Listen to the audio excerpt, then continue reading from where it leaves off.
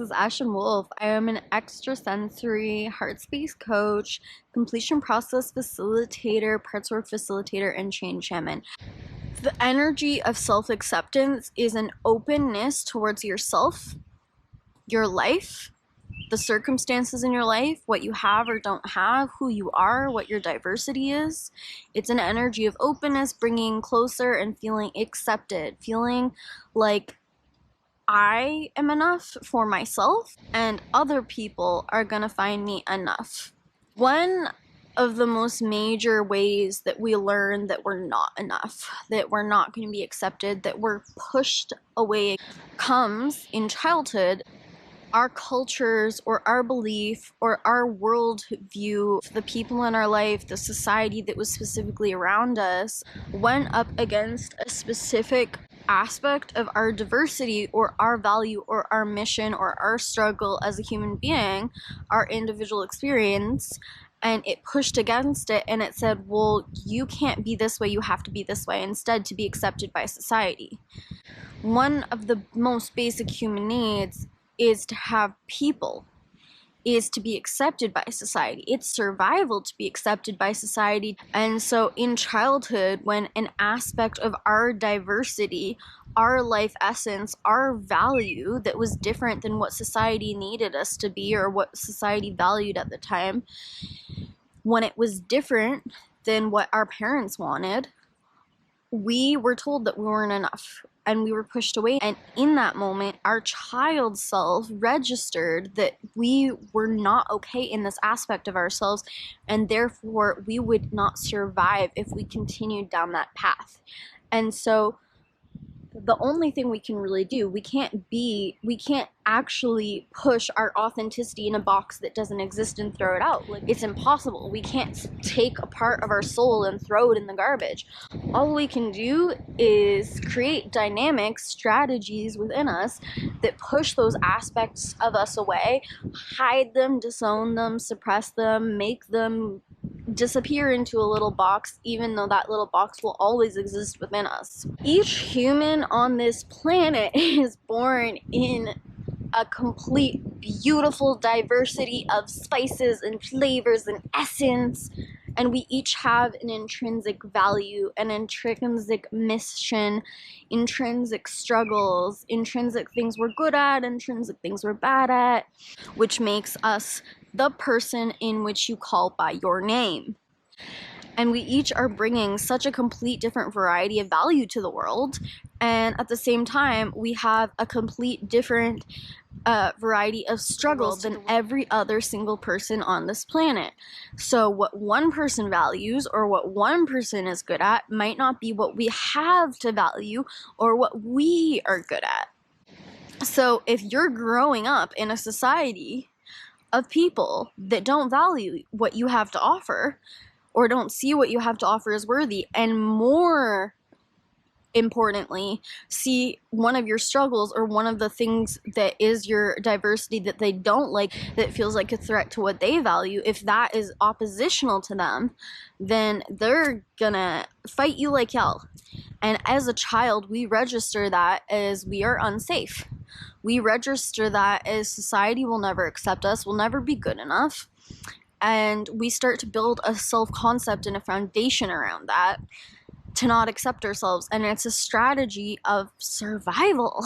It is survival to not accept yourself in that situation. Let's look deeper at this. So one thing I want to talk about for a second is the human ego. The human ego really likes to get what it wants the very most. The human ego is really interested in having it all. Ideally, every single person on this planet wants to have finances figured out. They want to be really attractive. They want to be sexually appealing. They want to be intelligent. We want to have it all.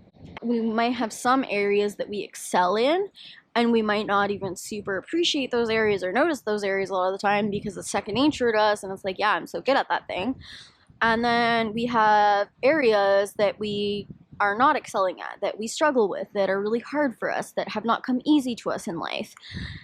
And it is always those areas that we focus on, the areas that we're like putting an eyeglass to, and we're like staring at it and figuring out what's wrong with it and figuring out how much it sucks all the time. This is the human's ego tendency to have resistance towards not having enough, not being enough, not experiencing enough.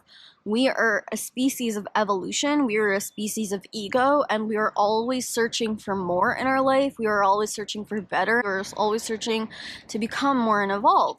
And that instinct within us is important because it ensures that we will evolve. But it is our kryptonite when we're using it to stay stuck in resistance and to feel really bad about where we currently feel powerless to exceed in. And depending on what the society you grew up in, what they valued specifically, because every society, every culture, every parents, it was different what they valued. It was different what would keep you safe. It was different what they liked or didn't like. You have one family where being super loud was horrible and one family where being super loud was necessary.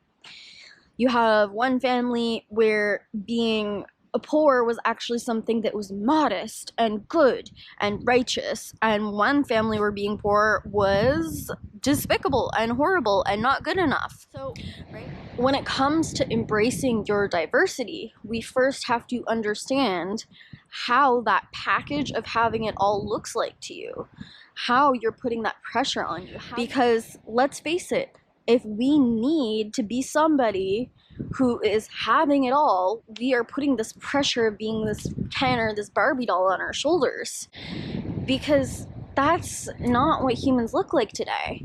You get to have it all. You get to meet your desires. You get to move towards that. But we are all at different points along our journey where we're struggling. And we all have different life diversities that are gonna be our commitment to life. And we can improve that area and we can get different things in that area, but there's certain areas of our diversity that we're gonna have to accept. We can change how our perspective sees it, but we can't change the diversity that we've chosen into this life with. So we need to see that immense pressure of the Barbie doll that we're putting on ourselves, and we need to first focus on what am I specifically good at in this life? What is my unique mission? What are all of the things that I'm excellent at? What are all the things that I am valuable in that people would value me in? And what are all of the areas that my specific diversity is going to serve the world? So for instance, what are all the reasons somebody who is poor is actually serving the world and the world's perspective? Well, if you're poor, then you probably value things and experiences a lot more. The littlest and simplest of things can mean a lot to you. You're showing people that we don't need a lot to survive, that we don't need a lot to be happy in terms of material gain. You're showing people the perspective of that unique life experience. And those same things can have value to you in your unique life. If you're somebody that struggles with health, well, maybe you're showing the entire world how society is out of reality with the human body and human health. So we need to start seeing how our diversity serves the world and serves us to come into belief and acceptance with how it's okay to struggle with that thing, how it's okay to be this thing. And accepting isn't saying I'm never going to change it, I'm never going to make it different, but it's accepting exactly where I am now and all the reasons why this thing can benefit me or the world. One of the most major reasons why self-acceptance is such a threat to our primal survival, because of people. When people in our life and in our childhood didn't value what we had to offer, or didn't value our diversity, or didn't like our diversity, that was a threat to survival. That was a threat to us getting our social needs met and belonging and being a part of the crowd and ensuring that we would be a part of that social species and that we would belong and get our needs met through the construct of that. It was at opposition to that. So it became survival to create a strategy where we would shame that thing, we would make that thing wrong, and we would push it down. So we need to begin to understand how these aspects of us were in opposition, or how the people in our childhood maybe had a fear or an unsafety around this thing that we are. And we need to start opening up our eyes to how that's not necessarily true, that this is a bad thing, how this could actually be a good thing, how this thing actually isn't so bad, how we can find a sense of relief in that thing that we are. Because every single person on this planet is going to have diversity, is going to be unique. And it is through that uniqueness that we can bring our magic to the world. It's through that uniqueness that I'm an individual human being who has a specific brand of magic to offer to the world in the first place. Because if we were all the same, then there would be no uniqueness, and we would all be Barbie doll cutouts, and nobody would be served by our unique, diverse expression. And this is why we're learning. This is what we're learning through, is through that uniqueness, through that difference, through that life essence. We need to talk to the part of our consciousness that created a strategy of survival around us not being good enough, us not being okay for who we are.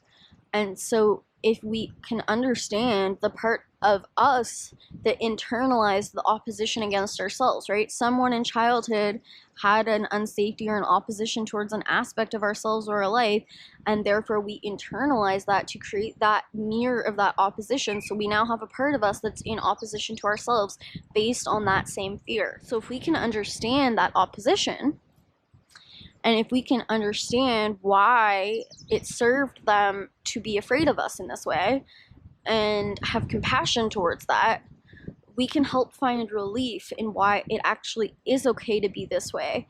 And we can help that part of us come into an awareness that actually there are other people outside of that very small world that we lived in as a child who value what we have to offer. So that's another way to come into your diversity, is to think of all of the people that would value you and want you and need you exactly the way that you are. If you have a big nose and you hate it, what are all the people out there that find that attractive? If you're overweight, what are all the people out there that find that attractive? If you're poor, what about all the other people out there that like to take care of people financially, or that don't care about money, or that actually feel better when someone doesn't have a lot of money because they enjoy modesty? The more that we can understand how bubbles outside of the bubble that we were traumatized in, how those other bubbles, how those other tribes are going to embrace us exactly as we are, how they're going to need us, how we have value, and how we are actually teaching them in our diversity, in our contrast, in our struggle. Because our struggle works in perfect harmony with somebody else's excellence, and our excellence works in perfect harmony with someone else's struggle. And there's someone else out there that needs us to value their struggles, and we do. And there are people out there that value our struggles and will need us the way that we are. And we're going to value their excellence, and they're going to value our excellence. So we need to find our unique tribe of people who are going to love us the way that we are, and we need to open our perspective and mind in that part of us that feels fear, that feels unsafety, that feels like they're going to be a social outcast forever, about how society actually will accept us the way that we are, and how it actually is okay to struggle with or have the diversity that we do. This is how we can cultivate self-acceptance. And this is how we can allow it to be okay and to sink into it being okay to be who we are.